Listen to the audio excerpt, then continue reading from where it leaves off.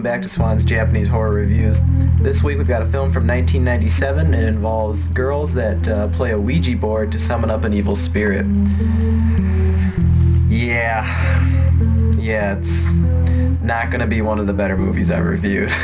Anyways, this film's called Kokkuri. The film revolves around these three girls who conjure up the spirit Kokkuri-san from a Ouija board. Now the movie plays out like a coming-of-age story where these girls are now having to deal with themes of sexuality and growing older and becoming an adult.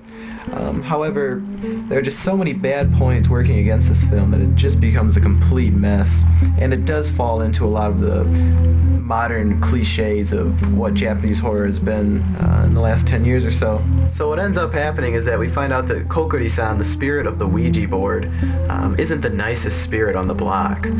Go figure. And we get every cliche from the last 10 years of Japanese horror thrown at us, and this incredibly long and drawn-out movie that is just boring to watch, to be honest. And it doesn't help that the acting in this film was awful. Terribly wooden, very stiff, not believable at all. So yeah, this movie was not fun to watch, and it was very hard to sit through. There's a reason you can find the DVD so cheap everywhere. That's because nobody likes it, and all the reviews that I've read on this one after watching it have all pretty much mirrored what I'm saying. Like, yeah, that movie just was not good. I wish I could say something nice about this film, but to be honest, there's not much to recommend about it. Sure, I'll give you that the concept of the film, of the spiritual Ouija board with the spirit coming out of it, that's fairly interesting. Okay, I haven't seen that in too many films, but an interesting concept is only going to get you so far when every aspect of the movie is substandard. Terrible acting, an awful script, bad pacing, too slow, music either didn't fit or was just annoying, bad story overall, resolution was pointless.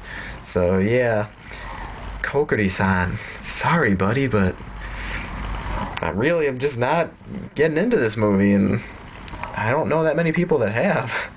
Urban Vision is the company that brought this DVD out to us in the West, and they did actually put a few little extras on there that kind of explained how to play Kokkuri-san, how the characters play it in the film, and there's like a still gallery of pictures and I think a couple trailers, so pretty sparse, but I really wouldn't be that interested in seeing, any production footage of the film, because the film I just found was not worth watching at the end of the day.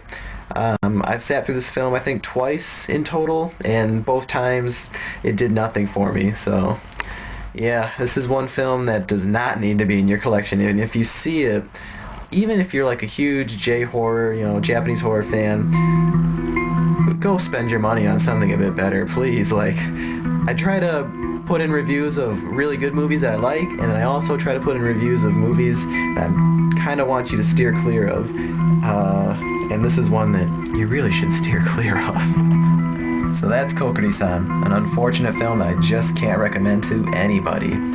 However, if you are finding that you haven't been getting a lot of sleep lately, or you're having trouble getting to sleep, pop in this DVD, and I bet you in about 15 minutes or so, you'll find your eyes getting pretty tired. Well, at least Kokkuri's good for something. We'll see you next time.